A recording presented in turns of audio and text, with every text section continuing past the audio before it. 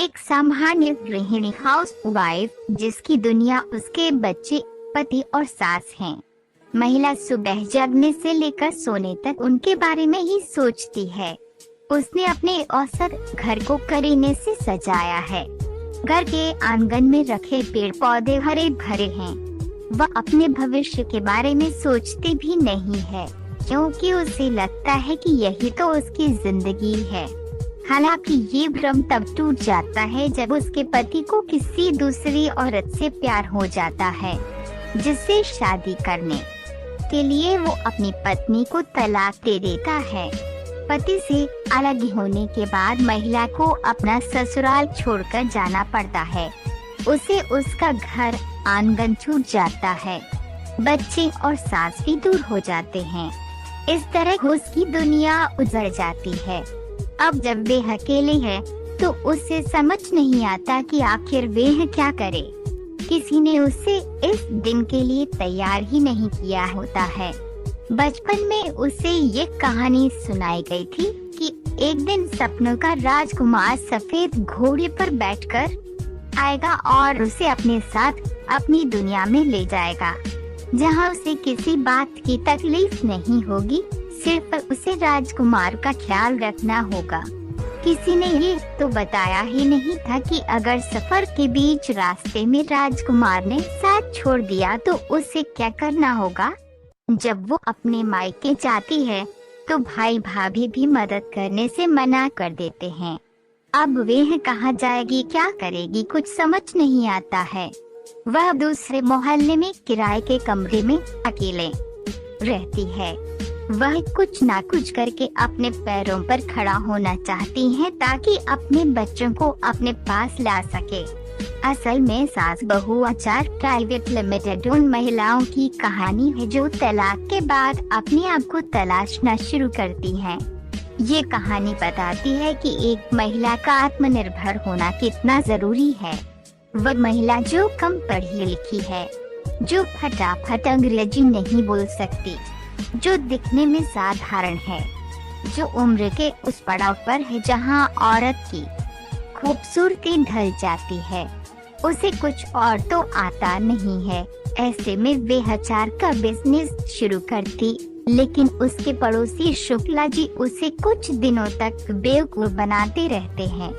तलाकशुदा महिला के संघर्ष और रिश्तों में कड़वाहट के ताने बाने को इस कहानी ने बखूबी से पिरोया गया है।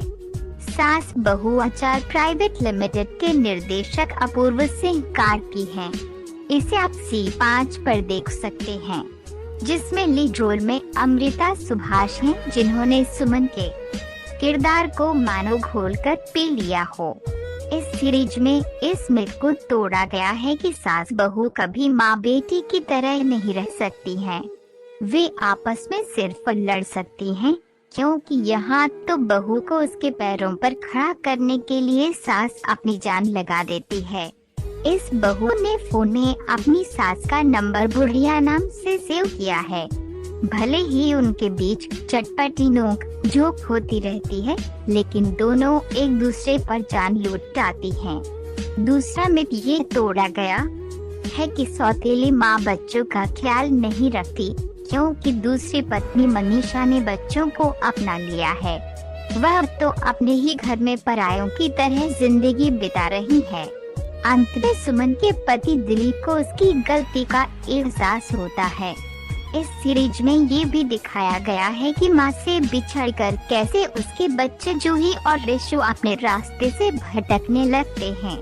सास बहू के अचार की कहानी बताती है कि एक हाउसवाइफ खुद पर आ जाए तो क्या कर सकती है। सुमन को जब उसके पड़ोसी शुक्ला जी से धोखा मिलता है तो वे खुद के लिए अचार बेचने निकल पड़ती है। बड़ी ही बारीकी से हर सीन को साफ साफ दिखाया गया है।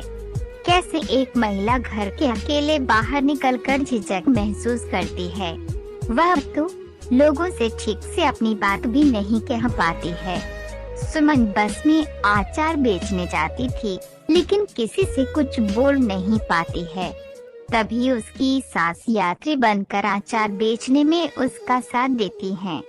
लोगों को अचार पसंद आता है, इस तरह सास बहू मिलकर अचार बेचने लगती हैं, लेकिन पुलिस को बस में अचार बेचने का पता चल जाता है और उनकी दुकान बंद हो जाती है।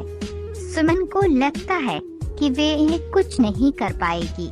वह उदास हो जाती है। तभी उसके पड़ोसी शुक्ला जी को अपने गलती का एहसास होता है और वे सुमन के पार्टनर बन जाते हैं। सुमन गृहिणियों वाला दिमाग लगती है और काम वाली बाई के सहारे घर घर में अचार पहुंचाने लगती है। वह घर घर जाकर अचार का प्रचार करती है। इतना कुछ करने के बाद भी उसका बिजनेस सफल नहीं होता है। हालांकि वह हार नहीं मानती है और एक के बाद एक आइडिया अपनाकर अपने अचार को फेमस बनाने में जुट जाती है। आखिरकार उसका सपना पूरा हो जाता है। ये कहानी बताती है कि एक तलाकशुदा महिला दोबारा शादी किए बिना भी अपनी जिंदगी खुशी खुशी जी सकती है। ये कहानी बताती है कि उम्र की ढलान पर दो सिंगल लोग सिर्फ दोस्त ही हो सकते हैं।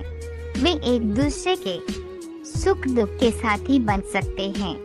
ये सीरीज जटिल रिश्तों को सरल बनाना सिखाती है, छोटी मोटी कड़वाहट को भूलकर खुलकर बात करना सिखाती है, उलझ चुके रिश्तों को सुलझाना सिखाती है।